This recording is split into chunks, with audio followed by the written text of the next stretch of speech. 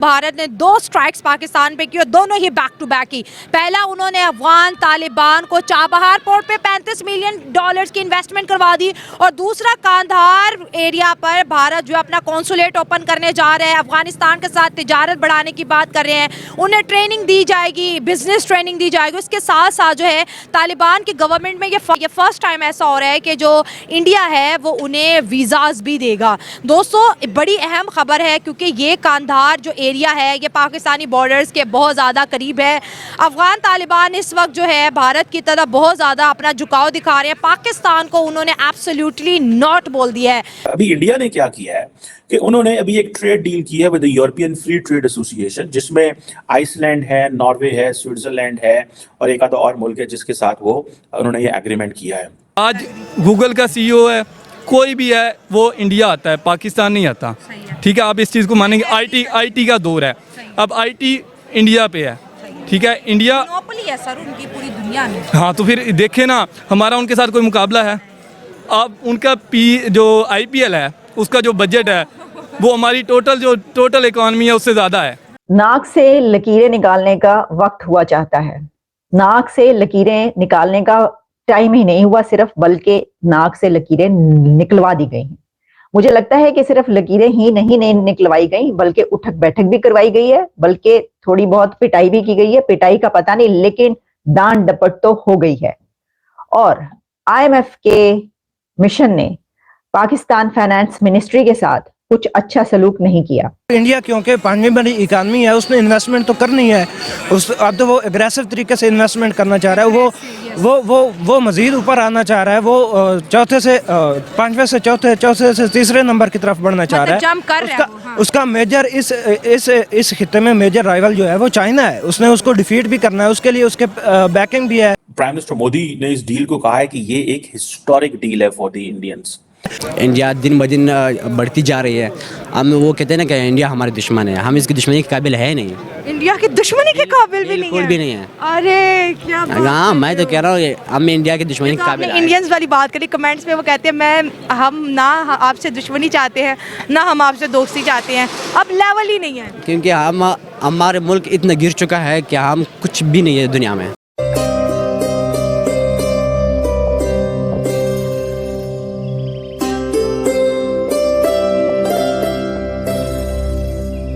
India सिर्फ यही नहीं रुक रहा, इंडिया जो है वो यूके के साथ भी अपना फ्री ट्रेड एग्रीमेंट के बिल्कुल करीब है, जिसको आपको याद होगा थोड़ा अर्सा पहले डॉक्टर जयशंकर ने कहा था यार ये हमें क्यों कहते हैं आप पीछे नहीं हटते, ब्रिटानिया को कहीं पीछे हटे, यूके को कहीं पीछे हटे। So it means they are very much aggressive on this, वो ये चीज जो है वो कह रहे हैं। बहरहाल क्वेश्चन ये है कि ये जो क्वेश्चन है कि जी 15 साल बाद उन्होंने ये एग्रीमेंट साइन हुआ, उन्होंने आके इंडिया में किया ये एग्रीमेंट बिकॉज उनको पता था हमें फायदा है। ये तो छोटे छोटे मुल्क हैं, India is a big economy और ये तकरीबन $100 बिलियन की इन्वेस्टमेंट्स भी होंगी डिफरेंट सेक्टर्स में इन इंडिया, इंक्लूडिंग मैन्युफैक्चरिंग के अंदर। तो वो तो बेसिकली आए हैं सारा कुछ फायदा लेने इंडिया से। उन्होंने अब होगा क्या, उन्होंने मैन्युफैक्चरिंग भी इंडिया में करनी है। जब यहां से चीजें एक्सपोर्ट होंगी स्विट्जरलैंड, नॉर्वे, आइसलैंड, तो जब फ्री ट्रेड एग्रीमेंट हुए होंगे तो उनको मैन्युफैक्चरिंग यहाँ पे होगी और उसी रेट पे वो वहां बेच रहे होंगे, क्योंकि यहाँ पे सस्ती मैन्युफैक्चर होगी इंडिया के अंदर। समझ रहे हैं आप बात को? देखें, that's how the world is working on this. पहले उन्होंने कहा फ्री ट्रेड एग्रीमेंट करो, फिर उन्होंने कहा आप अपने मैन्युफैक्चरिंग यहाँ पे करो डिफरेंट सेक्टर्स के अंदर, और सेक्टर्स जो है वो डाइवर्स सेक्टर्स हैं, किसी एक सेक्टर के अंदर वो नहीं जो है वो हो रही। ठीक है जी, डिफरेंट सेक्टर्स के अंदर मैन्युफैक्चरिंग करो एंड देन वापस जाके अपने मुल्क के अंदर वो चीजें बेचो और दुनिया के अंदर बेचो। वो जो चाइना से भाग रही है दुनिया, वो इसलिए भाग रही है। अब जो है जिस इंडिया ने ये जो ट्रेड डील्स हैं Australia, United Arab Emirates, GCC, इन मुल्कों के साथ वो कर रहा है ये चीजें। सो फार्मास्यूटिकल्स में, मशीनरी में, मैन्युफैक्चरिंग के अंदर, बहुत सारी चीजों के अंदर भाई ये 15-16 साल की डिस्कशन हुई है। It's a big thing.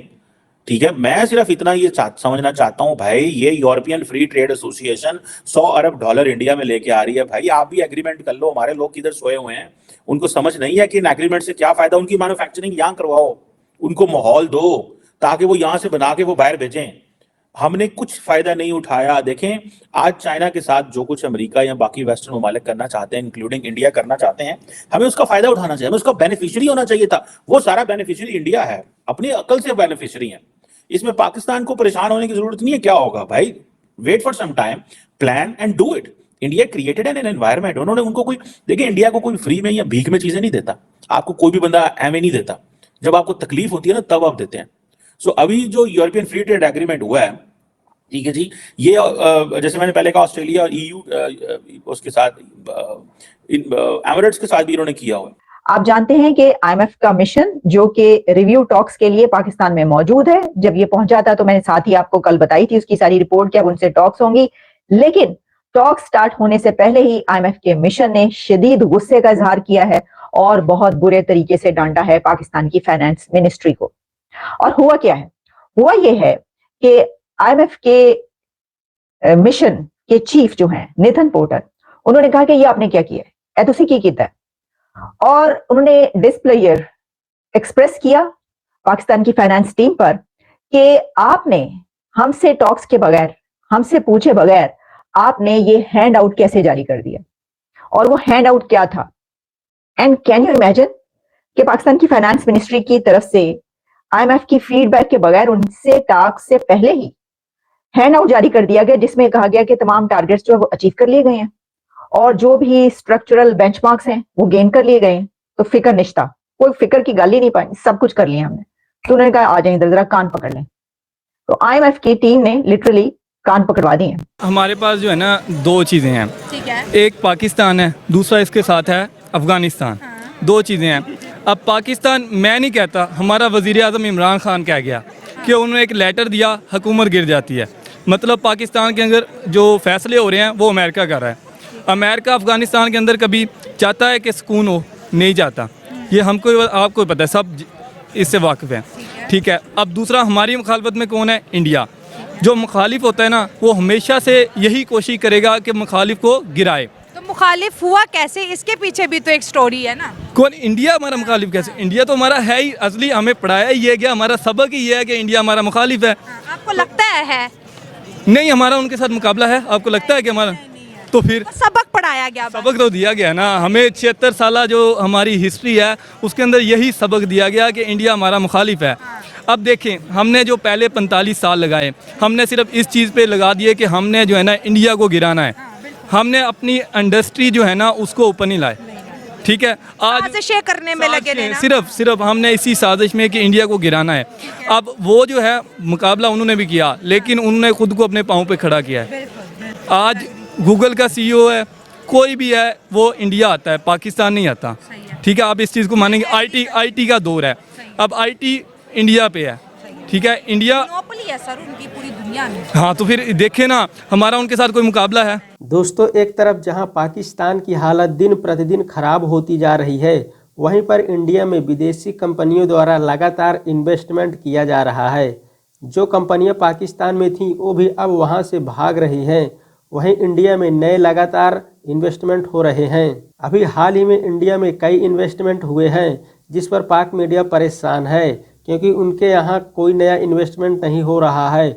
वहीं आईएमएफ से पैसे मांगने पहुंचे पाक को आईएमएफ ने भगा दिया। अब तो पाक जनता को भी यकीन हो चुका है कि हमारा अब पाकिस्तान में कुछ नहीं होने वाला है, हम लगातार नर्क में जा रहे हैं। पाक जनता कह रही है कि हमारी हालत इतनी ज़्यादा खराब है कि हम अफगानिस्तान और बांग्लादेश से कई साल पीछे हो गए हैं। अब तो पाकिस्तानी जनता भी भारत का गुणगान गाने लगी है, क्योंकि भारत ने लगातार अपने विकास के लिए काम किया है और वह उसमें बहुत ज़्यादा सफल भी रहा है।